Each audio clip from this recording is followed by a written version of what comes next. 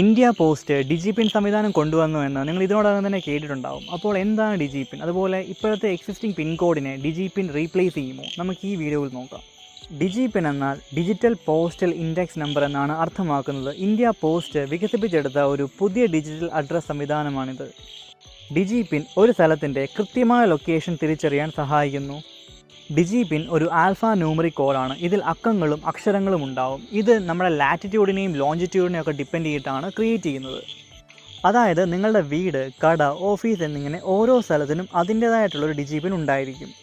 എന്താണിതിൻ്റെ പ്രധാന ഉപയോഗം എന്നല്ലേ? അതായത് പരമ്പരാഗത പിൻ കോഡുകൾ ഒരു വലിയ പ്രദേശത്തെയാണ് സൂചിപ്പിക്കുന്നത്. എന്നാൽ ഡിജിപിൻ ഒരു സ്ഥലത്തിൻ്റെ കൃത്യമായ സ്ഥാനം നൽകുന്നതുകൊണ്ട് തന്നെ ഓൺലൈൻ ഷോപ്പിംഗ് സാധനങ്ങൾ, കൊറിയറുകൾ എന്നിവയുടെ ഡെലിവറി കൂടുതൽ വേഗത്തിലും കൃത്യതയോടെയും ചെയ്യാൻ സാധിക്കും.